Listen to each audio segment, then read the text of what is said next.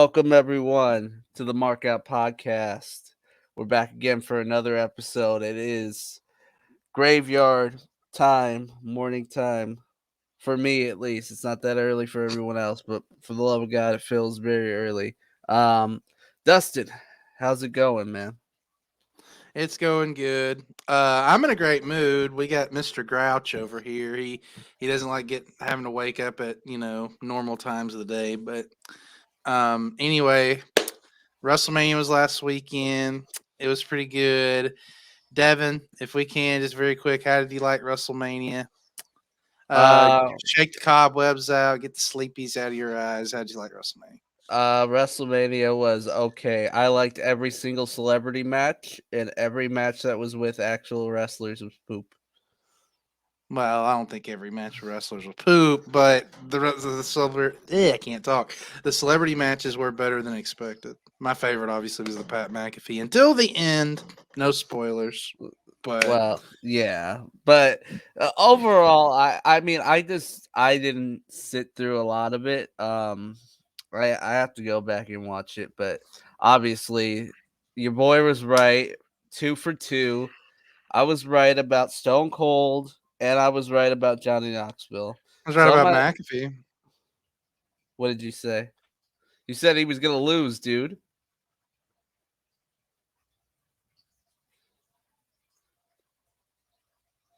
Can you hear me? Oh yeah, we were having some technical difficulties there. You good Yeah, now? technical difficulties. Yeah, I'm good. I said Pat McAfee was going to win. You didn't think he was going to win. No, I don't. I thought you said that Austin Theory. I will have to go back and look at that, but I'm pretty sure you said Austin Theory's gonna win, I or said you were he's scared. probably going to, but I think Pat McAfee will win though. I Mm. went against the grain. What was But your anyway, favorite moment from that WrestleMania? um, probably the Stone Cold stuff or Okay, Pat good. McAfee getting the win originally. But I thought is it the best WrestleMania I've ever seen? No, but it's out of the last few. I actually really enjoyed it. Like it was one of the ones I enjoyed. Good. I watched all of it, so it was fun. It was pretty good at WrestleMania. On the Markout podcast, we cover new stuff, but we kind of do what we want here. So instead of going to a show about the overview, which is what most podcasts are probably going to do, is an overview of WrestleMania, this last one. We're going to do our top 10 favorite WrestleMania matches of all time. You You want to know, start off, Devin? well, let's preference a few things here. All right. Obviously, our lists are going to be a little different than everybody else's. I mainly grew up in the ruthless aggression era and attitude era, and Dustin kind of watched after all that. And we I try to um put in some matches from different eras, but just keep that in mind that we watch particular eras and we might be a little biased, but also those matches from those eras are the best ones, dude. So that's what's going to be on this list. All right. So number 10, we're going to start it off. Number Do you want me to 10. go or do you want to go? Why don't you go? I want to see where you go for this. You start off last. Okay, so number 10, I tried to because I'm a big Shawn Michaels fan. You're gonna be proud of me. I actually only narrowed Shawn Michaels down to 2 matches, which is Whoa. later. Yeah, which is later in the show, or later in my list. But for number 10, I wanted to go. I Because you're right. Like I got out of wrestling when my grandfather died in the early 2000s, and I didn't get back into it until around 08, 09. But I wanted to go back and give some of those older WrestleMania matches love. So number 10, this match, when I watched it last night, it was better than I thought it was going to be. Rock versus Hogan, WrestleMania Oh. 18.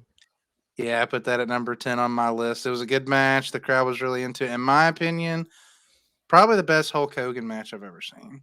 Because is the character of Hulk Hogan obviously is bar none, but some of his matches, in my opinion, are a little lackluster just because of how he wrestled the '80s style, and some of those matches don't hold up. But as far as in this match, the crowd was into it. It was really good. He actually finally put someone over besides himself. The Rock won. So it's kind of like a passing of the torch. So I enjoyed it. So number 10 was Rock and Hogan at WrestleMania 18. Rock and Hogan, man, and at Toronto, the electricity was there, and I don't. As we'll see, I think highly of that match myself, but like Hogan, it's weird because a lot of like I was looking for CM Punk because CM Punk was my favorite wrestler. I was trying to put him on this list, but when it comes to WrestleMania, Punk just didn't have the matches he should have. But Hogan is somebody who always his best matches were at Mania. He had a Warrior and then he had this one. And it just goes to show you sometimes people can dance with the lights on bright and sometimes other people aren't so lucky. So Mm-hmm. that was a good pick. I did not expect you to pick that one. Yeah, and as far as Punk, I agree. The only like him and Ray was pretty underrated. But I think his best match was probably him and Taker. That feud was pretty good. That was WrestleMania 29, I think, 28 or 29. Yeah, but people remember that what's leading up to that out of the match itself. That's why I almost put that there as well, but I was just like I couldn't do it for the match quality. I try to like. I think a good part of having a good WrestleMania match is the story going into behind it because like the story can elevate the match. So I kind of incorporated like the story a little bit into these matches, even though the matches like individually might not be like 5 star, but the build up made it feel like a WrestleMania match. And then the match itself was pretty good. But anyway, that was my number 10. So Rock and Yeah, I Hogan. try to do that too with the backstories, which we'll see. But okay, my number 10. And this is a one that's a little shocking, but you probably won't be so shocked. This is from a newer time. I don't remember the year. Maybe like 2016, maybe. Mm-hmm. I don't even know. WrestleMania 32, the Intercontinental Championship ladder match is what it Actually, I gets. almost put that on, but I didn't. Great. Yeah, I know, right? That was this is why Dustin's not shocked because for years in the new era of WWE, my favorite was always Zack Ryder. Zack Ryder was someone who was never given the opportunity. He took it and he just he was the first one to do do it yourself stuff. Like he made a YouTube channel. He was really big on Twitter. He used social media and to this day I think the reason why WWE does social media is not necessarily because of Zach, but Zach introed that very well into the WWE you know universe. So I hate using fucking WWE universe. But but It's the regardless, universe. I hate that. So, but regardless, there was a time where Zach was really popular. He never really got that WrestleMania moment, even at the height of his popularity. He got his biggest moment at the time was getting kicked in the balls and by Eva Marie and getting pinned at WrestleMania. That was at the height of his popularity. Fast forward, I don't know, 5 or 6 years he's not doing much, even up into this match. This WrestleMania, there's a lot of backstory with this WrestleMania, but I'm just trying to preference this all so you can see why I put this. Mm-hmm. Lots of injuries. I don't know if you remember that, Dustin. Almost That's what I was going everybody to was mention. hurt. They kind of Almost had to every put him in there because they didn't Yeah, have anybody else. exactly. Yeah. Almost everybody was hurt. Originally, Zack Ryder was not in this match, but Neville got hurt like the week before, so Mm-hmm. he was a last minute substitution. And the only reason Zach was even a last minute substitution for that is because everybody else was hurt. I mean, I can't even remember, but I know Cena was hurt. There was so many people hurt, it was ridiculous. So they have this match. It's Kevin Owens, Sami Zayn, Stardust, a lot of other mid carders are in this match, and they're just having an opening ladder match for the Intercontinental title because at this point, this is one of the There's times that this was the time where the Intercontinental title was um starting to mean a lot again. Kevin Owens held it for a while, and he was being heavily pushed. I believe he beat Cena on his or started a feud with Cena in his debut. So, anyways, this goes on. Not a lot of people think Ryder has a chance. I watched it because, like, I wasn't watching a lot of wrestling at the time, but Zack Ryder was still one of my favorites. Boom, match goes, great spots, and then out of nowhere, well, not actually out of nowhere. Zach's doing very well throughout the whole match, but you just know, like, they're giving him a couple moments, but he's not actually gonna pull it. And then the Miz, everybody's down. The Miz is on the top of the ladder. He's taking really long at the top of that ladder. You see a hand just push him off, and Zack Ryder wins that championship. And just for a moment, he recaptured all that hard work that he did to get to his prior status as a true entertainer in WWE. So that's why I picked that one. Yeah, I mean, Zack Ryder definitely had a bumpy road. He was kind of hot and cold. He kind of got himself over, like you said, with the social media, but then it kind of went downhill. He's doing a lot better in the indies. He's someone I could see going back to WWE because I don't see him going to AEW because when he went to AEW the first time, I just didn't feel it was a good fit. I think he's more of a WWE guy. I think with his run on the indies right now, he could eventually down the road because he's still relatively young, for a wrestler, especially now that wrestlers are wrestling into their mid 40s. But anyway, at this point, it was a great moment. And the crowd popped for it. I called that they were going to do that. That was one of the more matches like I actually predicted a wild prediction got right.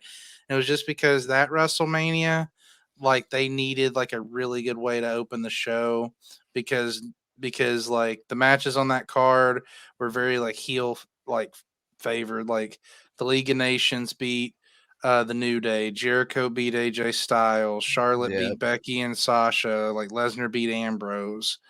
Baron Corbin won the damn Andre the Giant. So like for a WrestleMania, like, and then no one wanted at this point. People did not like Roman yet, and everybody knew he's going to beat Triple H. So they needed a fan favorite moment to kind of kick that card off, and the crowd like really went for it, and it was good. I don't think they ever saw him as a long term champion, obviously, after what happened the next night when The Miz beat him for the title to get it back. But it was a good moment for him. He needed that because he had never had a WrestleMania moment after what had happened in that Team Teddy Yeah. versus Team Laurinaitis match at WrestleMania where he got kicked in the balls. Yeah. But he had his moment. And it was a good little thing. So I knew you'd have that on there somewhere. I thought it would be higher, Nah, honestly. I couldn't justify. Like my list is so like filled with great matches. I like that was a personal pick for me. I just couldn't justify putting it over the rest of my list. Okay, so I will go with my number 9. If you're done, anything about Yeah, Zack Ryder? no, that was long enough for that one. Okay. Hey, my boy Curtis Axel didn't really get any moments, so I couldn't put him on here. He would have been 10 though. Um, Number 9 for me, you might say what the hell because this is a very unknown match at WrestleMania, but it's really good in It my better not be opinion. crap. It's JBL versus Finley Oh my and a god. Belfast brawl at WrestleMania 30 or 24. That match was really good, dude. It felt like an ECW match. Like they broke out the damn garbage cans. Fucking Finley hit him with a damn cookie sheet. They brought out the kendo sticks, and that's like one of the most vicious clothesline from hell. So the way the match is, so the storyline was this was around the time Hornswoggle was Mr. McMahon's son, which I know you hate that storyline, But I just but want to say worst time in WWE ever. Made me WrestleMania stop, made me question my existence, almost made me throw out everything that I had wrestling. It was WrestleMania. so no, Mhm. no, no. People need to know it was so fucking horrible around this time. Cause not too Mhm. long after this, you had a computer from a Mac computer or something that was running Raw, and we didn't see it for like 3 years. Who the hell is running Raw? And it would just give instructions. You would have stupid ass Michael Cole come over the announce and read from this computer from the secret general manager. They do it for 2 years, forget about it. All of a sudden, a year later, they're like, "Oh yeah, we should say who this is," and they put Hornswoggle. It was so stupid, and I stopped watching wrestling for a long time, and I almost burned everything I had. Go ahead, worst era in WWE. Any well, WrestleMania 24 I thought was good though. It was like a gem. It's one of my favorite WrestleManias, but with this match, so yeah, Hornswoggle was revealed to be Vince's bastard son. Originally, apparently, the rumor was it was supposed to be Mr. Kennedy. Mr. Kennedy was going to get a big push, and they were going to make it a serious storyline, but he ended up getting hurt. So then they kind of turned it into this. And the storyline was like funny, like they'd have like Hornswoggle, like he had to win the Rumble. He had like this little like tiny person Royal Rumble match. It's just Oh, like it was real funny, real it good was stuff. it's just a Yes. comedy feud. But then it turned out Finley was actually in kayfabe Hornswoggle's son. So then JBL kind of like was the bully, kind of picked on him, and it set up the WrestleMania match, no DQ, no count out, um but yeah, they broke it out. They broke out the cookie sheets. They broke out the damn garbage cans. They put JBL's face into a garbage can and then nailed him with the lid. Like, so the match ended. I like this match because it was a hardcore match, but this is one of the most vicious clothesline from hells I've ever seen. So basically, Finley throws him like they have a table leaned up in the corner, throws him through the table, goes to pin him. JBL kicks out at 2. Then they keep going for a little bit, and then JBL grabs a kendo stick, hits his ass in the knee. So he kind of goes to one knee, bounces off, and hits the most vicious fucking clothesline from hell I've ever seen in my life, and then pins him. So JBL got the win. But I thought like this was the storyline great? No, but like the match itself was good. It gave me like old school ECW vibes on that. And it was a fun little opener. Hmm. It was very Um, physical. It was like a fight more than a match, but you it was know, people say that a lot about Finley matches. I just think at this point Finley was a little bit past his prime, and I don't remember this match at all, honestly. But I'll have to go and look at it, I guess. Now I mean, it's a short little match. It's like 9 minutes, but like it's good though. I enjoyed it. that's just a weird pick, man. Considering all the good WrestleMania matches that were around, that you would choose that. But I It's mean, it's one of my personal favorites. This ain't a top 10. See, I can tell the difference. Unlike you, I don't have like Finley on my top 10 women of all time or something like you did with Tony Storm and all that.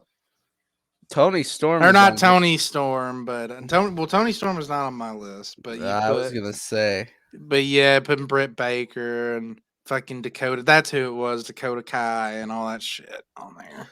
I don't dig up fossils for lists, sir. All right. Number 9, and this is what you were talking about with the storyline being better or being more memorable than the match. Mm-hmm. Probably, I've told you this a couple times. Like the last great promo, like video package in WWE for WrestleMania. It was Daniel Bryan versus Batista versus Randy Orton Ooh. Okay. at WrestleMania 30. More so the moment, right? Because the match was good, but it took a lot to get there. It started off as, we can't forget that Royal Rumble that changed everybody's lives forever. Mm-hmm. Um, with Batista. I mean, I don't know if that was this around. This was when the WWE Network first started, right? I think so. Yeah. Yeah, I believe this was the first Mania on the network, and it wouldn't be as like I don't know if they did the hashtag cancel the WWE Network, but I think this is like people were very pissed off because essentially what happened is everybody wanted to see Daniel Bryan win that Royal Rumble, and they went with Batista, and they were supposed to make Batista be the good guy versus Orton. That could have been a match about 6 or 7 years ago, but now it was just not working. So Mm-hmm. everybody was turning on it at the same time. CM Punk had just left, and there were speculations that Vince McMahon, Vince McMahon didn't know what he was doing. He's out of touch. Mm-hmm. This is when this all started. Well, this is when people started attacking Vince McMahon.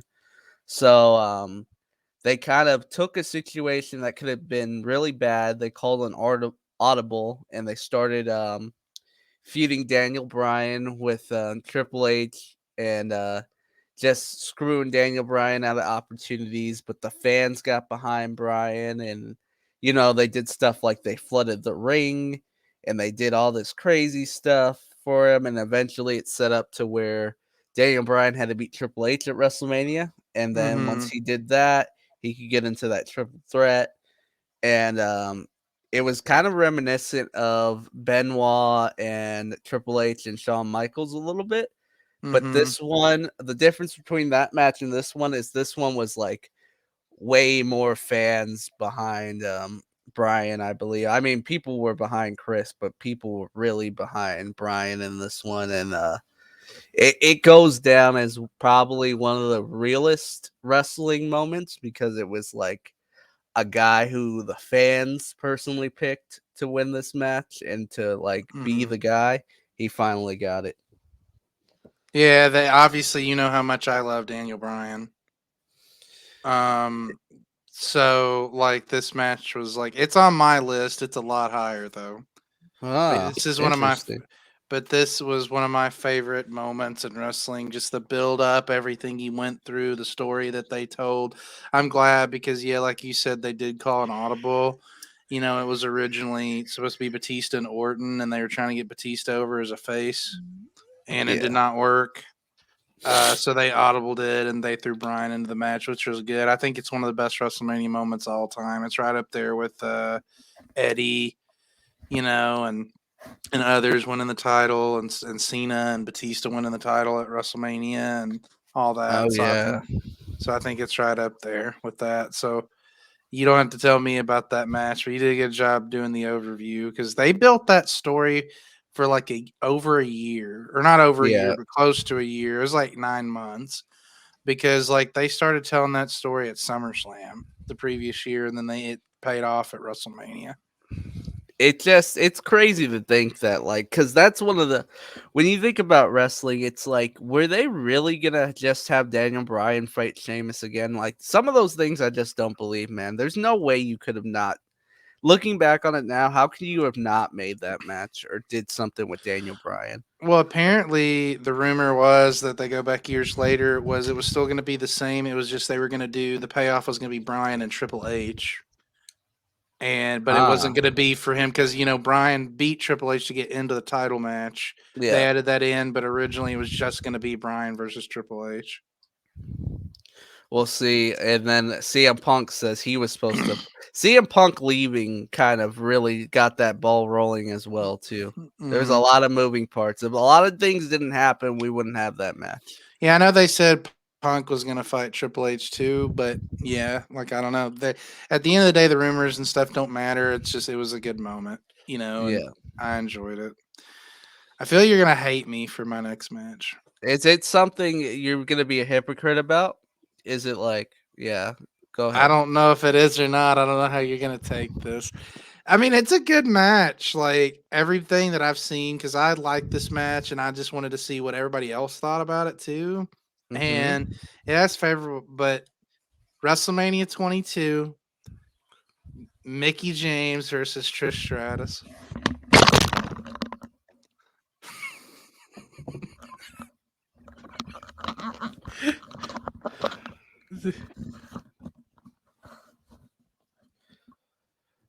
Why? I like the match. It's a good match, dude. Like they only got 10 minutes. They told the story. Trish was hurt her leg in the match. They sold that. It was a big moment for excuse me, a big moment for Mickie. Um, and then obviously, just everything that led up to it, from like Mickie being her friend to stalking her, the infamous kiss that they had backstage, then trying to like screw. It turned you into a man, huh, Dustin? It's not That's about that. It was just I thought it was a good for that time. Like we didn't have a lot of good feuds. Like there were good feuds for the women's title, but like besides Trish and Lita, like a lot of the feuds are not really that memorable. Like there's a few Trish had like with Victoria, and then like a few more, you know. But I thought this is Trish's like best feud of her career. Maybe not the best matches of her career. Not the best matches of her career, because her best matches of her career was with Lita.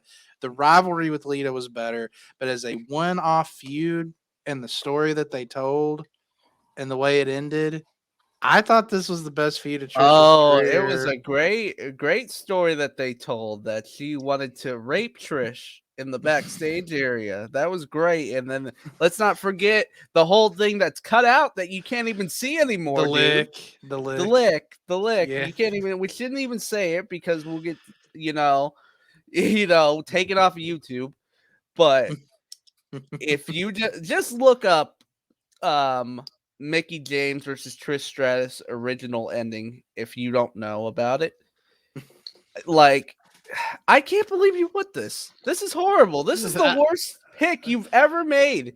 This not only look, you put a women's match, but you put one of the most objectifying matches you could ever have in WWE with women.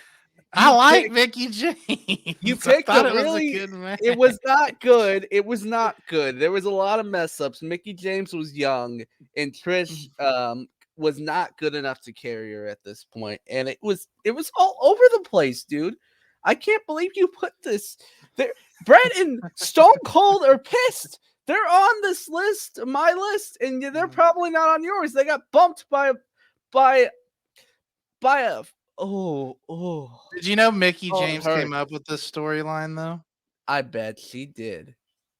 Great writer. Oh my god. You leave Mickie alone. What's her next work? Did she write Moby Dick as well? Because my god. Wow. I think you're being a little like a little unfair. No, Cause I'm like not. I thought because I really like realistic, like I think you're just like because they had the botched Stratisfaction, and then obviously they had the That lick. was Everybody needs bad. to But yeah, and that then was they had that's like one of the most memorable botched Stratisfactions. And I don't harp on that stuff, as you know, but that's not a good match, bro. dude, I looked at like because I like to get other people's opinions because like when this is supposed to be personal favorite, and I really Uh-huh. liked the match, but I was like, I'm gonna get some other opinions, on it. And I looked on Reddit and stuff just to see like if everybody else like, and I know why you're gonna say that they said this, but a lot of people look back and like fondly remember it. Well, of Like course the they do. They fondly remember it in their little bedrooms with their lotion. Of course they oh do, my dude. god. Oh man, that pisses me off that you let your oh man. What? You let I you let let my your what? hormones overtake the No, match, I man. didn't, dude. It's not that bad. All right, we're gonna move on because that pisses me off. I almost want to end this here and come back. Oh my god. Do you like Mickie James though? Like, how do you find No, Mickie? Not at all. no, not. And I wouldn't say not at all, but I just don't get it. I don't. I the only match that I think was good was the one me and you watched when what was that, Bound for Glory? Yeah, Bound for Glory when she had it with Deanna Prazo. Yeah, this year's Bound for Glory was the first time I was like, Mickie James is a good wrestler. She's a legend in the business, man. She's done a lot. She's a Hall of Yeah. Famer. If you stick around long enough, they'll give you that. It's like a bumper Oh sticker at my. this point. Okay. Well, I won't take this Mickie James disrespect. You go to your next match. Wow. And I can't um, believe you reacted that sourly to it. that was My really God. that was a bad pick, dude. And some people might say this is a bad pick, but like I thought I was gonna have to explain this one, but after you pick that, it's McMahon versus Hogan at WrestleMania 19. I don't know a lot Because about that match, so okay, so basically the setup to this was Hogan came back in 2002 and he was I was at the Mr. America shit. no. So Okay. this is before Mr. America, but basically he had a year where he came back, he did some he won the title, he lost the title, he won a tag team titles with Edge, and then he lost it. Then he he's on and off for a while, but he basically works all of 2002 into 2003. And Mhm. the storyline with Mr. McMahon basically is I made Hulkamania, all your success is because of me. And it was like Mr. McMahon almost trying to recapture the Austin thing because Mhm. he kind of took a back seat for a little bit after Austin, wasn't the top star anymore, and this was like his moment to come back into it. And we just remember how good of a feud, how good of a heel Mr. McMahon is. And it was one of the most unexpected, craziest matches you'll ever see in your life. If you haven't seen this match, go back and watch it. I need to. Yeah, I haven't. Mr. McMahon bleeds like a stuffed pig. There's a leg drop from the top of the ladder to an announce table. The greatest promos you'll ever see in your life. Run-ins. Like, this match is probably, I don't know, because you look at Rock and Hogan and then you look at this one, Mhm. and it's hard to determine which match was better for me because it's like Hogan had Rock to rely on in that Rock match, and The Rock is a pretty good wrestler, which a lot of people don't give him credit for. But in this match, you have Hogan and McMahon, who are not like the strongest wrestlers, and they pull off a great match. That's the thing about Hogan. You can sometimes, if you match his level of like not a good wrestler versus not a good wrestler, like two negatives make a positive with him, because you have Warrior in him was good. The first one, not the one in WCW, but the first Warrior and Hogan match was good. Then you Mhm. have this. Then you have like Andre. It's just sometimes he can pull matches out of people that are like just low on his level. It's weird, but it's so good and it's way better. There's no crotch licking. There's no Pornhub accounts. There's no stalking. And I know that's great, but log on to the internet. Don't put that in the WrestleMania. Nah, That's weird. come That's on, weird, dude. dude. I watch it with kids, my nephews. That was a different What time. I No, watch it come with on. family members, dude. You don't want porn in your family entertainment, and Okay. it's too much, man. And yeah, that's why I'll go for number 8 for that one.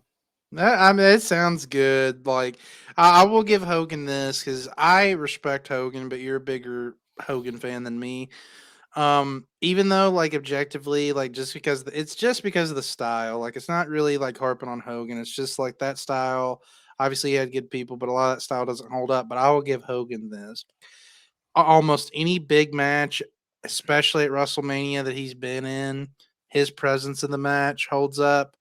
And I think he turns it on a different level a little bit at WrestleMania. Like any Hogan WrestleMania match you look at, from Andre to Warrior to The Rock to this match with Vince, you know, it has a big fight feel to it. And I think for what Hogan can do, he kind of pulls out the stops at Mania. So Yeah, that's what we were talking about earlier. Yeah, Hogan just always he can always bring it at Mania. But yeah, well, anyways, just to reiterate what you're saying, I agree with you. So okay, cool. What's your next match? Midget wrestling. What do we got next? You like the King Kong Bundy and the midgets that we talked about last week? Is are that you on just gonna here? do this the whole fucking No, show? I'm just curious now because it could go anywhere. Just go. So number 7, newer match. Charlotte versus Asuka, WrestleMania 34. That's interesting. That's a pretty good match, though. But I wouldn't put it on my top 10, but that's a pretty good I match. think it's the best match of Charlotte's career. The story that they were obviously telling, Asuka was undefeated in NXT. She was undefeated. Uh, when she came on the main roster, she won the Royal Rumble match. So it set up this feud, and it was good, man. Like they had some high spots. Like Charlotte, did her classic, moonsault to the outside, and basically, like it really, in my opinion, this was the match that put Charlotte over as far as like her legitimacy. Like she was already legitimate at this point, but it really put her over the edge because in that match, like she looked like a badass for one, ending the undefeated streak of Asuka, and then two, um, so she like earlier in the match, like Asuka put her in an arm bar and she sold that arm bar like the whole match. And when she put her into the figure eight to end it, she couldn't put her left arm down all the way, but like she kind of bridged into it Hmm. and got her into the figure eight, and then actually ended up Asuka tapping that. In my opinion, that made her look like a badass. Like the build up to this feud with the aura of Asuka being undefeated, because these were the two top women in the company at this point in my eyes. So like for them to have the match at WrestleMania and then the match itself be good, like I'd give this a 4.5 stars. Like there were so many good like high spots of the match, but it was also like a lot of wrestling now. Um, how am I trying to explain this? It doesn't have good storytelling. They kind of go for like the high spots more so, and they don't focus on the storytelling as much. So with this, they told a really good story. They told a really good story in the match, and I really enjoyed it. I can't believe you have Mickie and Trish right next to this because this is what you should have put, and you should have probably put something else there. But This is personal favorites, Devin. I understand. But it's not about what gets your Jimmy hard. It's about Okay. I would have filled this list with Sasha matches if it was about that. But it's not. It's business time, It's dude. not about that, dude. I just have enjoyed the feud. Enjoyed the feud. You get hung up. See, the thing about it is that Trish and I know we're harping on this. This is the Yes, last thing I'm gonna say because it's about it. bad, dude. This is the last thing I'm gonna say about it. Uh-huh. A lot of people get hung up, in my opinion, off the crotch lick. But if you actually watch the feud in its entirety, it's good storytelling, man. And they only got 10 minutes and they had a good match, in my opinion. For that time in women's wrestling, they had a good match. I was in the bathroom at that time, you know. Yeah, I know you were because you don't give it a fair chance. You already have your mind made up. So, like, what's the point? Well, that was back in the day when the women would come out and you would know it's time to go to the bathroom, which sucks. But at that Uh, point in time, it was, and it wouldn't be for a couple years later that we would get some good stuff. But anyways, let's move on. thank you. Number 7. I'm switching the order on the fly because the rest of my list is very good. Like I think all 7 of these could be a number 1 on somebody's list. That's fair. That's fair. But I'm gonna go Were with there any, you said not to cut you before you go, quick question, because you said for me it was hard. Like, I'm surprised you have a women's match on it. I had two. Like, obviously, you probably don't have any. Were there any women's matches that kind of came close? I was thinking about it, and the closest one was gonna be Sasha versus Charlotte versus Becky, but I Oh, didn't do okay. it, dude. That was the closest one, and I just really wanted Sasha to win that match. It was good. I just don't think respectfully, I don't think they go to the level that these other matches do. I don't think there was a women's match where people are talking about it like that. But I tried. I did consider it, but I just couldn't do it. Okay. Well, what's your number 6? Number well, this is my number 7. Oh, yeah, this would be your 7. I went first. I'm used to going second. My bad. Number 7 is going to be Stone Cold Steve Austin versus Bret Hart at WrestleMania 13. Wow, that's a good one. That's a good one, huh? I Because, almost put it on dude, my list, but I didn't. you So know I'm what, glad you dude? did. Because I almost thought about putting Mickey James versus Trish Oh, you Stratus, but said you were I'm done. not You a said fucking you were idiot. done, But dude. You said you were listen, done. it was this match. Most people have this in their list, and there's good reason why. Because everything from the start to the end is iconic. You always double turns. Double turns are a thing in wrestling, which it's very hard to do. Right? It's hard to get a good guy to turn to a bad guy and a bad guy to turn to a good guy all in one night. Mm-hmm. And this started all that. We would see it a couple times in wrestling, but never to this effect. Like you would see Bret Hart, who was, the quintessential old WWF good guy, taking pictures with kids, giving people sunglasses, signings, all that stuff. And then you had Stone Cold, who was just, he tried to break into somebody's house, and then they shot him in the face, and the camera went off at this time with Brian Pillman. You don't remember that storyline, but basically he was a son of a bitch. Not what Mm-hmm. WWE wanted at the time. They go into this match. WrestleMania 13 was not a very stacked card, but they go into this match. Um, Doing a I Quit match, which Stone Cold didn't have a submission at the time. It was billed as a submission I Quit type of deal, and they just were able to work around Stone Cold not really having a submission other than the $1 Million Dream, which he stopped using at this point. But they just worked around that match so well, and the best storytelling you will ever get in a wrestling match comes from this match, man, and it's just the last moment of the blood rushing down. Everybody talks about it, and him passing out, and it's just one of the coolest, best finish to a wrestling match probably ever. I agree. I mean, because at that point you did two things. Obviously Brett got the win, but then it made Stone Cold look like an absolute fucking badass because he's fucking busted open, he's in it, and then he doesn't submit, dude. They have to just call it because he's such a badass he won't fucking tap out.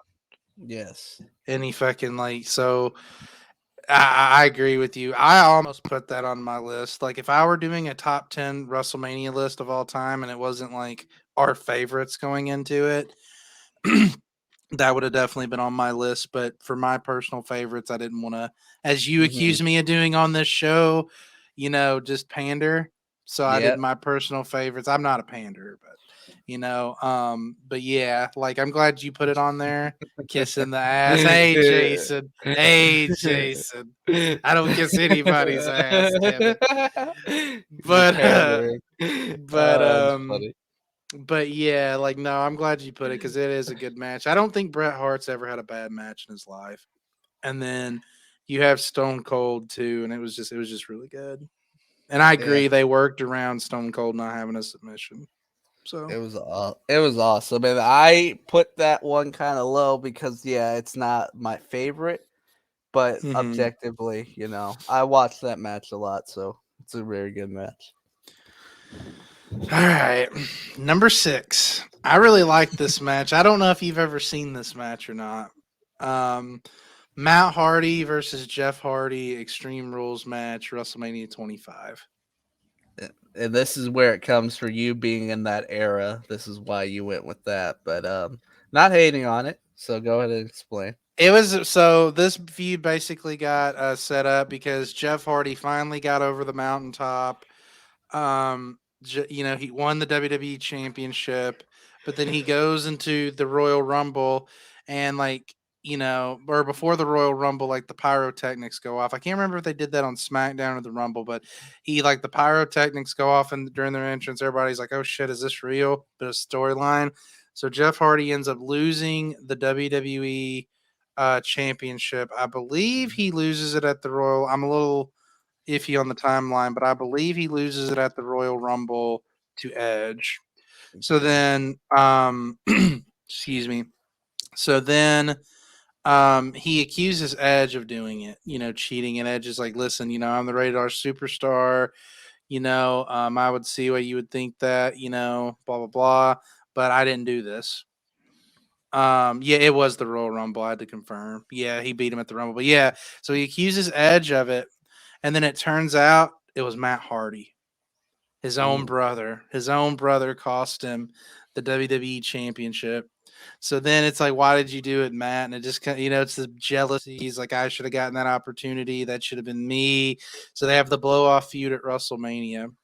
And obviously, in a Jeff Matt Hardy feud, you have to bring out extreme rules. So they're doing these crazy spots. Like they bring out the tables, they bring out like the chairs and the ladders and shit like that. But the ending of the match, do you remember the ending, Devin? Yeah, he breaks his ass. Yeah, so he sets up the two ladders, he springboards over the one. Um, and it goes for the leg drop, and Matt Hardy, the way he times it is he doesn't really roll, he just sits up. Like he sits up, Jeff Hardy busts his ass, and he gets the steel chair, puts it around Jeff Hardy's neck, twist of fate with the steel chair on his neck. 1, 2, 3. I just thought the match was really good, and I thought the story was really good. Like it's a classic, brother versus brother feud, and I really enjoyed it. And I'm glad because Jeff Hardy would end up recovering from this. This was like the biggest win of Matt Hardy's career, in my opinion, because he beat Jeff at WrestleMania. I always thought if Jeff had hemorrhoids, that must have hurt like a son of a bitch. Because you go back and watch that, it was like, oh my god, like I can't even sit down fast, dude. I don't know how he did that, you know. But it was cool at the time. I liked it. Some people say that that match was like good but not great just because like they took too long to set up like some of the spots and stuff. That's what I saw online, but in my opinion, like that's what they needed to do because they were building like hesitancy. Like Matt Hardy and Jeff Hardy hated each other so much in this feud, but then they're still brothers. So they would like pause a little bit before they would do stuff because that's your brother, man. Like as much as you don't like your brother, it's your brother. I thought it was good storytelling. That's why it's on my list. I enjoyed it. WrestleMania 25, Matt and Jeff. I like your list is very unique, which is good. Yeah, you accused me of pandering, so I'm glad I finally get that. So Number 6 for me. Um yeah, I'm just gonna go with that. So number 6, I have Ric Flair versus Shawn Michaels at WrestleMania. Very good match, right? Awesome. one of his best of his career. Yeah, I think. Awesome storytelling. Ric Flair had been around for my father's father watched wrestling, and Ric Flair was there.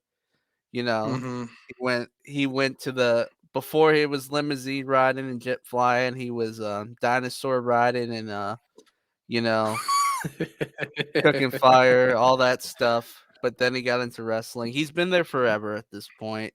And I never thought I would see the day that Ric Flair would actually retire. And you saw this match. You just have to see this. Is probably the bet like top 5 best matches in both men's careers. It's amazing. Um, the storytelling, everything from it. I don't want to give it away, but that last super kick is just it was one of the best and one of the best send offs in wrestling. Unfortunately, Ric Flair's He old and ruined it. yeah, he fucked up. But it was if you're gonna retire, it's one of the best retirement matches you'll ever see.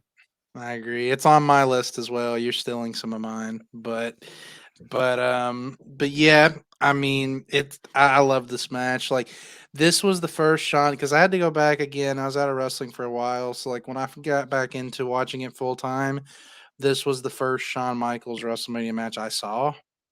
Mm-hmm. So it holds a special place because I was like, I remember going to school. Like, this is when it was cool to talk wrestling with your friends in school. And I had some friends that liked it. And I remember going to school and they were like, man, Shawn Michaels, because I love Shawn Michaels. He's my favorite wrestler, as you know. And like, they're like, man, how do you like Shawn Michaels? He retired Ric Flair. He's an asshole. Why did he do that? Blah, blah, blah. So they were into it. They didn't want, and then when they had the Shawn Michaels Jericho and then the Shawn Michaels Batista feud after that, like they were always against Shawn Michaels. Like they were like, man, he ended Ric Flair, dude. What the fuck? Yeah. Why? I'm like, he had to, man. He had to. He's past his prime. And obviously, what made that feud good was the classic promo right before, where the old Yeller promo. Yeah. Won't take Yeah. you behind the woodshed, put you out of his misery. And then apparently, Ric Flair actually got pissed. Well, we don't know that. He's just old, dude. He's just he punched himself and made himself bleed. I don't know. Oh, That was Yeller, huh? Slap the shit out of him. that Slap was the the time shit when out of him. Ric Flair was getting into road rage incidents, putting people in the figure four on I-15 and stuff like that. So I mean, it's possible. Woo! It's possible, dude. But um, it was a good match.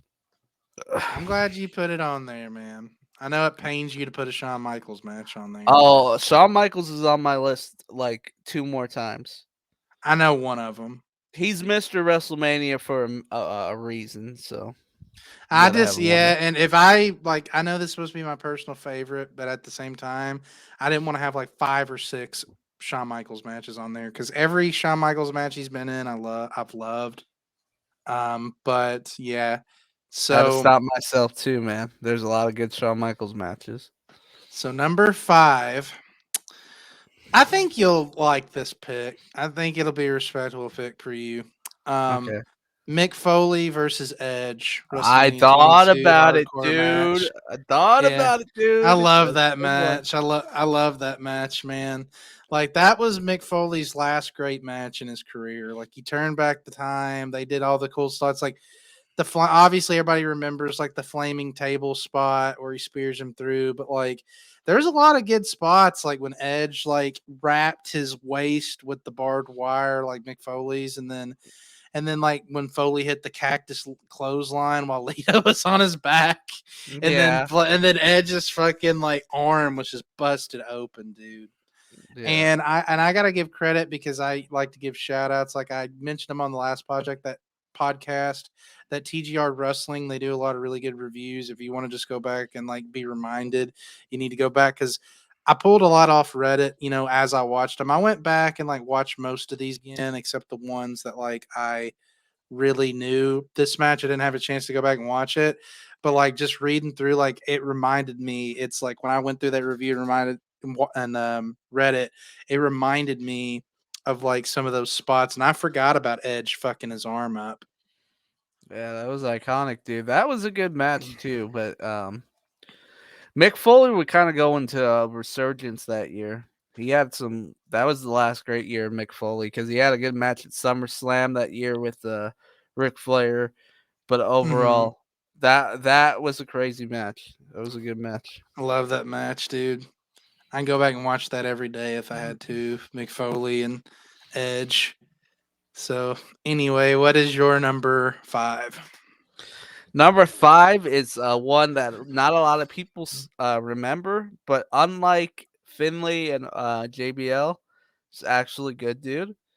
It's Orton versus Taker at WrestleMania 21. Yeah, that one's good. My Now this favorite WrestleMania 21. really Mm-hmm. that's a good WrestleMania. Um, the reason why this one's on here is because it's the first time where I felt like Taker's streak, because Taker's streak I only think came in existence like a couple years, like they started referring it as the streak. Mm-hmm. But this was like, oh shit, they might have Randy Orton beat it because like it's just so intense. You never know because that RKO can come out of nowhere. Before they Mm-hmm. said it every day, like all the time, before Michael Cole was obsessed with that phrase, it like literally could come out of nowhere, and it was just Orton was on a hot streak, dude. he could have beat Taker that night, and I'm sure there was plans for it, but like they just decided to let it keep going, and Taker would keep winning for years after that. But that RKO that he hits out of the choke slam is one of my favorite RKOs. If you never just look at that RKO, the Randy Orton on the Undertaker I've WrestleMania seen it. Yeah, 21. it's good. But yeah, for It's anybody else, it's good. yes, dude. Good match, and Taker doesn't get enough credit either. Obviously, a lot of these matches are with someone who's a little bit better than Taker, but if you didn't have Taker, you wouldn't have some of the greatest matches of all time. You gotta I respect him. I know you I don't like agree. him, but I've grown to like him more over the years. I've never been a fan of the Undertaker character, but but as a wrestler, like objectively, yeah, he's one of the best of all time. But what have we said on the last few episodes that we're the kings of, Devin? I dude, I don't remember what I ate yesterday. What is it? Segways, dude. Oh, segways, dude. So number 4, Oh, I have an Undertaker match as well. oh, I know what this Undertaker is. versus AJ Styles. B- What? Boneyard match, WrestleMania 36. Whoa, whoa, dude. How? That match was Why? great. That match was great. It's a YouTube video. How you Come gonna put a on, YouTube video come on on, there, Devin. dude? That was amazing. And like people that don't even like wrestling, like I showed them that and they loved it, dude. It was great. Because it's a movie. I loved it. I fucking loved it. I Do loved you every have minute Cena of it. versus Wyatt on there as well? No. Oh my gosh. Dude, Taker versus AJ because obviously Taker was old at this point. Some of the matches that he's had haven't been as good just because he's wearing down. But like this was the perfect way to showcase Taker. It was his last WrestleMania match. Like he got to do it with AJ. That match was great. Like if you don't want to call it a match, whatever. But like that segment match, whatever the fuck you want to call it, I was laughing my ass off through fucking Luke Gallows and Carl Anderson into the like off the fucking roof, sent AJ into the depths of hell. Like that match was hilarious, and then I like it because he's constantly like talking shit, like because he was like kind of like the biker Taker there, and I like that version of the Undertaker. So it's like, oh, you think I'm old, boy? You think I'm washed up, boy, huh? I'll show you washed up. Come over here. I'm gonna whip your ass like that. And they're just talking shit through the whole match, and I love it. I think it's good. Oh man. It was I You don't know how enjoyed you. it when I told you about it. It's You great, enjoyed it. dude, but when you think about like the best matches of all time, it's just a weird pick. It's not any weirder than Mickey James and Trish, but You said we were done, I'm dude. just saying as a comparison, dude. Not getting into it, dude. I'm I'm just gonna hear saying. about this off of the podcast. I'm gonna hear about this for the dawn of time now. That was a So, weird pick, dude. You deserve it. You deserve to be shamed and ostracized for it. However, um, I I don't know. It's not my style, man. I like AJ a lot. I almost thought about putting AJ versus Jericho on my list, but I don't see this one as being. It's a great segment, but it's not what I consider a match. I loved it. All right. So what's your next one? My number 4 is Shawn Michaels versus Kurt Angle at WrestleMania 21, dude. Almost put it on, but I didn't. Wow, that's the best, one of I the think best Shawn Michaels I matches. agree, but I just didn't want mine to be too Shawn Michaels heavy, and there was two matches that I liked a little bit more. But objectively, like in ring, because I thought this was like one of the weaker Shawn Michaels matches as far as build up, and it had great build up, but that's a more testament. And that's not to say it didn't have good build up, but I'm just saying compared to Shawn Michaels matches, it was one of the weaker ones. But overall, it's a great feud. But out of a lot of the rivalry Shawn Michaels had, I just thought it was. But anyway, don't have to cut you off. But why did you like it? It was just a wrestling match rivalry. It was like the best wrestlers at the time going against each other. Kurt Angle has just as much credit for this match as Shawn Michaels does. That's what Mm-hmm. I like about it too. It's not Shawn Michaels carrying somebody to a good match. It's Kurt Angle at the top of his game. Lots of amateur good wrestling here from Kurt Angle, and it was, I think, him right at his peak, the peak of Kurt Angle with the peak of Shawn Michaels. They got plenty of time, and it was just overall that was a good WrestleMania 21. I don't think it's my favorite, but it's up there. But like everything from what that feud would come to later, it was a great start of the feud. And yeah, there's not a lot to say about it. You have to watch that one too. Great match. Yeah, it was. I don't disagree. I thought about putting it on there, but I just there was two Shawn Michaels matches I liked more. Mm-hmm. But King of Segways, dude. Number Yes. 3, you already talked about it. Michaels and Flair Yeah. was That number was, 3 on my list. I don't want to go too much into it because you broke it down. mm-hmm. But I'll just say while I personally liked it was because going into my story again, it was just it made people talk about wrestling. It felt, even though we knew it wasn't real, it felt real, and it was kind of like what a good storyline like goes to, because you feel like for Shawn Michaels, because you got this guy that's obviously past his prime in kayfabe, but doesn't want to hang it up, and someone that he really respects, wants to give him a proper send off. He's trying to hold on, like you don't know which side to pull for. One side you don't want Ric Flair to keep going because obviously he needs to stop. On the other end, you don't want his career to end. And then, like, I've always loved career matches because I think they're the best stories that can be told without having a title on the line. Like, because you get emotionally invested. And then Mm-hmm. obviously, like, the match itself was good. Ric Flair pulled out all the stops. That's why that should have been his last match, like go out on a high note. But then obviously the ending, the I love you, super kick, him like putting the hands up, looking all beaten and battered. It was great. It's one of my Yeah. favorite Shawn Michaels matches. I was in that moment in the street beef fight. I got kicked in the face, and I said, "I love you too," and then I went out.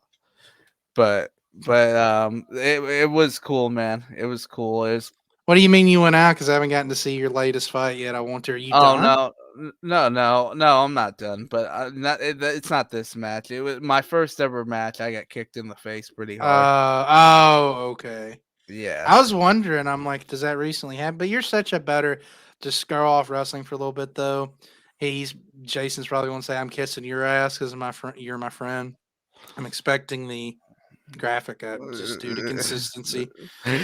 But you are. Oh, not that one. That one's that one's gross. But in all seriousness, you're a way better fighter than your first fight. So I know that you've kind of had some bumps in the road, but keep at it. You've grown a lot as a fighter. I think because you've been through some tough times. Not to get too personal, I've known you for a while. You've went through had your inner demons. I think that's the best thing you've done. Like the people that you've met in street beefs, I would encourage anyone that loves fighting to, like, this is a street beefs plug, to do it, because it's not just about guys that don't know, because a lot of these guys aren't trained. It's not about just the fighting, but it's the camaraderie that you build, and it did wonders for Devin. And if you just need like a family and a sense of competition, like, it did good. So I think it's one of the best things you did. You've gotten better. Thanks, man. I appreciate Does that. that take some of the heat off for the Mickey James pick now that I Yeah, smooched a no, little bit? no, Okay. but I will say go check out my latest fight on the West Coast channel. It just dropped yesterday. But let's keep going, man. Let's see. Number 3 for me is gonna be another Shawn Michaels match, but this one doesn't really like. It's not. I don't remember Shawn Michaels for it. It's Benoit versus Triple H versus Shawn Michaels at WrestleMania. I know, dude. I know, but it's yeah, it's forbidden, but it's one of the best You're matches. going to hell. Yes, I know. No, I'm And kidding. if I'm and kidding. if the tragedy never happened with Benoit, this would probably be widely considered the best WrestleMania match by a lot of people, but understandably it's not. But you can't ignore it for the sheer ability and storyline and everything. One of the best triple threat matches you'll ever see. And notoriously, triple threat matches are hard to do well, but they just executed it perfectly. There was times where you didn't see Benoit for a while in this match, and you thought he's done, he'll come back. Then you don't see Shawn for a while, he comes back, and you think, man, Triple H has got so much against him. Who's gonna win? And Triple H and Shawn just they perfectly put over Chris Benoit. They just make it Mhm. definitive that Chris Benoit was the better one in this match. It wasn't like a fluke, and they would even solidify that at Backlash when they would do the same match again, and Benoit would win in a more dominant fashion. It was just the best main event in WrestleMania. Well, let me see what my last two are. I don't want to say the best main event if I'm lying. Yeah, the best main event in WrestleMania history, in my Mm, opinion. I think what made that moment better too is at the end when Eddie came out because they both were the champions. Of At, course, yeah. yeah, at the end. But yeah, that match is good. Obviously, Benoit deserves credit as far as like what he did in the ring. Like that goes without saying, about his personal life. But like as far as his matches, this was a cool moment for the time, and these were good matches for the time. So no disagreement there. If Chris Benoit wouldn't have done what he did, he would be like regarded as one of the best wrestlers of all time. But obviously, the personal stuff outweighed it. So Yeah. And who knows? Maybe we'll do a Benoit episode one of these days, because that would be a there's a lot of theories and conspiracies and all that, but yeah, go down the rabbit hole. yeah, there's a lot, dude. You could get into that for hours. But um, final two for you, or is this number three? Final two, number two, Oh, because I went first. So number okay. two, you said that's the best WrestleMania main event of all time. I have widely regarded the best Mania match of all time, Shawn Michaels and Taker. Everybody says this is the best match of all One or time. two? Two. Ooh, okay. Um, because there's a moment that I like a little bit more than this match. Because this match, like, so they fought two times at WrestleMania. Obviously, the second match was still good, but it wasn't as good as the first match. But obviously, the second one at 26 had more story into it because it was Shawn Michaels' career on the line. Mm-hmm. But 25 was the better match. Like it was kind of like what you said with Kurt Angle. Like Shawn Michaels had just got out of that feud with JBL, so then Taker didn't have an opponent. They had a little mini tournament for it. Shawn Michaels won.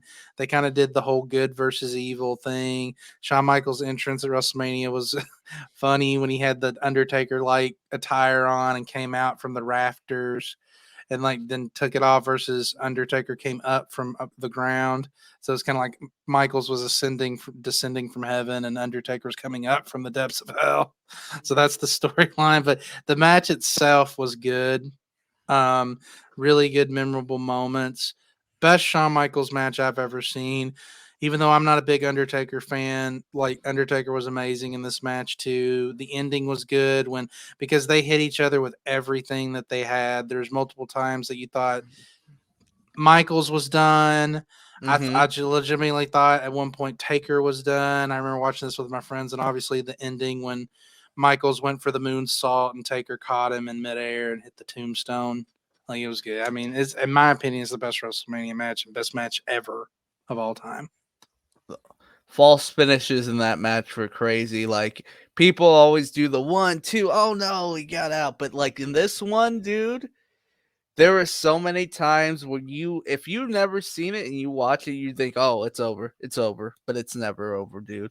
That match Mm-hmm. goes on for a long time, and it's just like, damn, what the hell's gonna happen?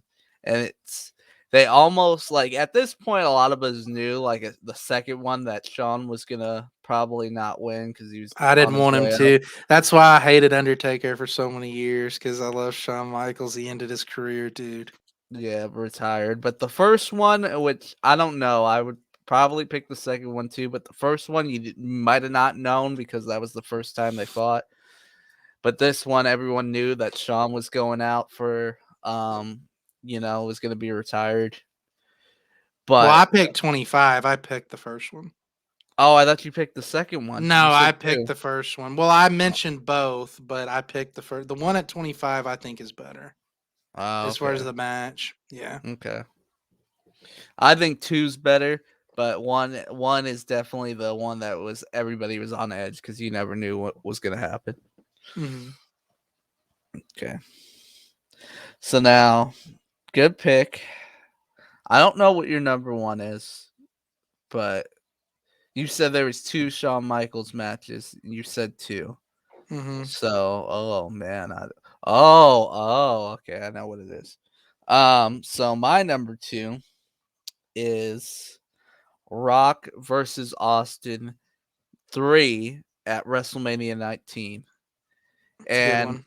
yes, dude, it's because back in the 90s when you Best grew one, up, in my opinion, out of the three matches. really, most people would Yeah. pick Rock versus Austin 2, but Rock versus Austin 3 is my favorite as well.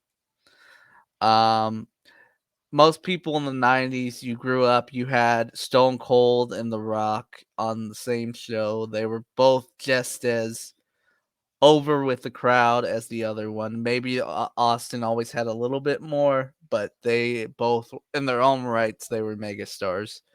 So naturally, they would have to have a match at WrestleMania. They had the first one, which was when I was like 5 years old. It was great.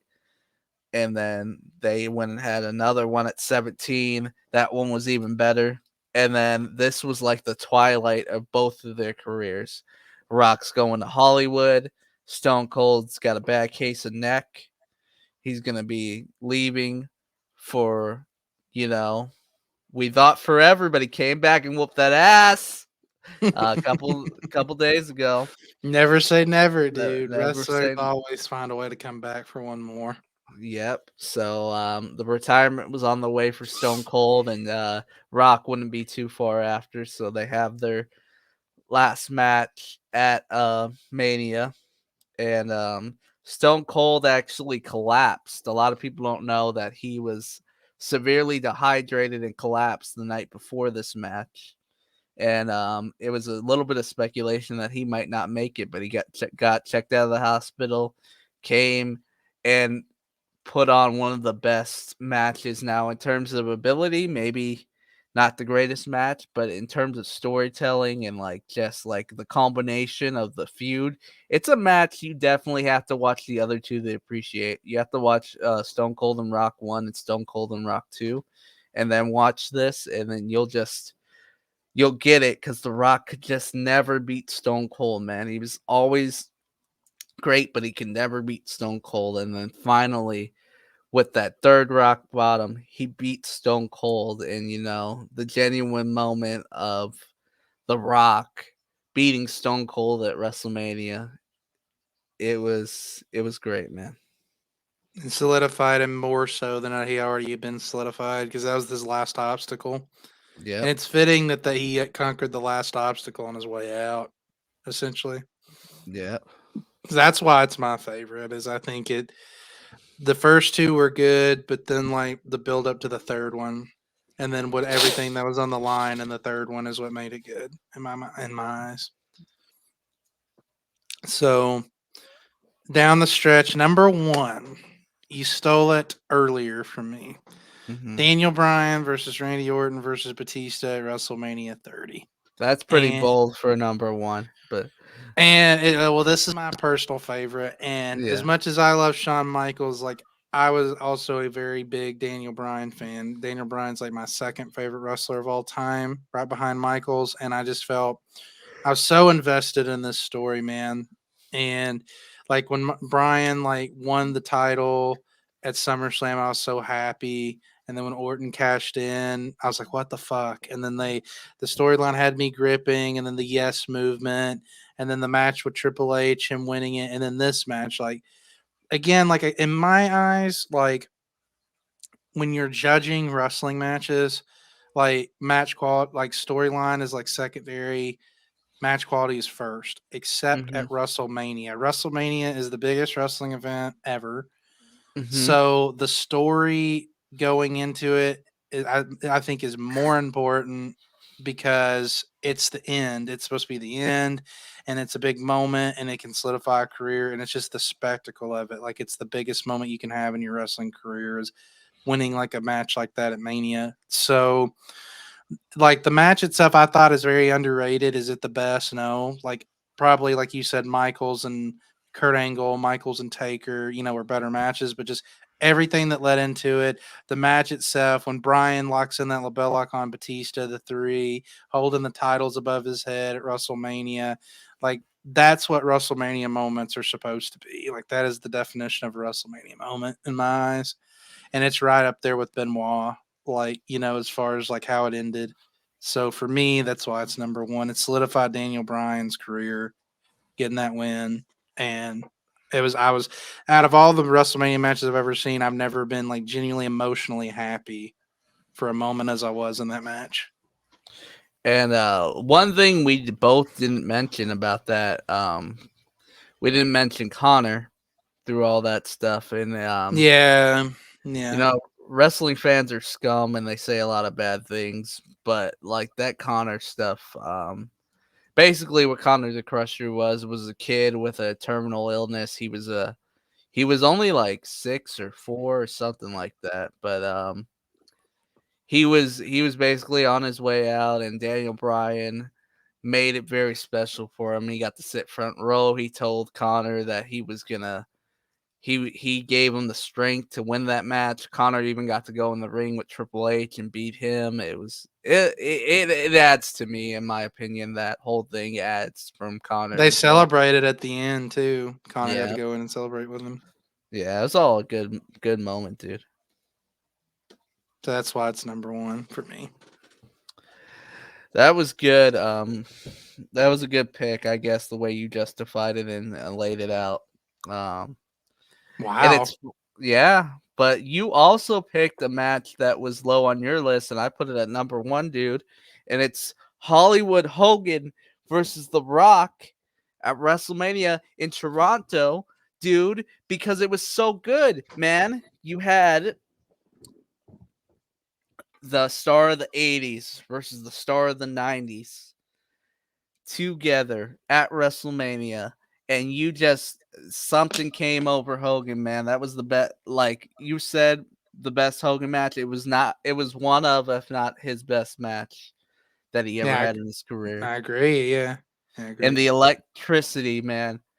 Um, Everybody in that crowd was hyped for it, and it was funny because The Rock was not the good guy in that match, or was trying to be, but like people were for Hogan, man. They wanted Hogan to come back. They were so craving that nostalgic moment for Hogan. And that's why wrestling fans will not forget you. If you had that big impact, they will not forget it. And The Rock and Hogan just went out there and had the one of the greatest matches of all time, and nobody could follow that. I can't believe that wasn't the main event of that one. But from the rock bottoms to like leg drops, people's elbows, everything. That match made me want to be a wrestler. Like just everything about that was like that's what you dream of. If you're ever a kid that wants to be a wrestler, that's what you dream of. This so many people screaming your name and everything about that. And this hasn't been the funniest episode we've ever had because we're just sharing our true raw emotions from this. But like that's what this is. WrestleMania is the moment to get lost in the storytelling and really embrace, the art of wrestling. I agree. That's why I knew that you. I kind of had a figured like you would have this match. I didn't think it'd be number one, but I knew Hmm. you liked it when I put it on there. It was just for me. It was just man, like it was the best match of Hogan's career, as I said earlier. But it was just the crowd. Like there's very few times I've seen the crowd into a match like that. You know, they were in my opinion, it was the perfect location because like besides like maybe having an event in Chicago, like Toronto has a really in England, having a event in like Canada. They love wrestling in Canada. So Wait, just wait, the wait. What the location. fuck did you just say? You said having an event in Chicago, in England. What were you talking about there? I think you were geologically confused there. Were you saying What do you that mean? because you said besides having an event in Chicago, if you have it in Toronto, England, were you saying Toronto's in England? No, I was saying besides having, but like with Toronto, in Yeah, Canada, you but know, Canadians have the besides, maple syrup and the mooses, right? And then, I did. um, Well, you're just trying to prove me wrong. I know Toronto isn't in England, dumbass. I'm okay. saying besides, having an event in maybe Chicago or England, having it in Toronto, it was one of the better locations you could have it in. The Does moment, Jason need to the show a picture of the atmosphere, everything. UK so you know what that is? Oh my god, I Okay. know, I know. It Toronto sounded is like not you in the said UK, Toronto dude. was in England, dude. But I'm Well, I'm sorry. not a I'm sorry. dumbass. Yeah, I'm okay, not I'm a sorry. dumbass. I know basic geography.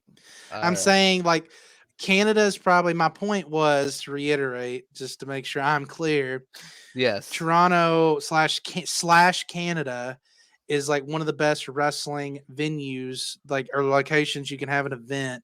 And I Mm-hmm. said the only ones that are probably better than that are Chicago and England, is what I meant. I hate both of those crowds, man. They talk a lot of shit and they try to What do take you over. mean? Like your favorite wrestler, Punk, like his big moment with the beating Cena at Money in the Bank, that would have Yeah. been nearly as big if it wasn't in Chicago.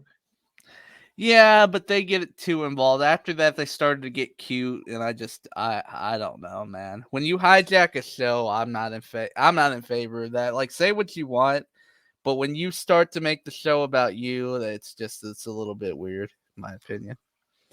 Um, but yeah, just one last thing. Yeah, Hogan and Rock, great match. But I was gonna tell you the rumor and innuendo Mm-hmm. is maybe we can go to WrestleMania together because this year, or this coming year in 2023, WrestleMania is gonna be in LA.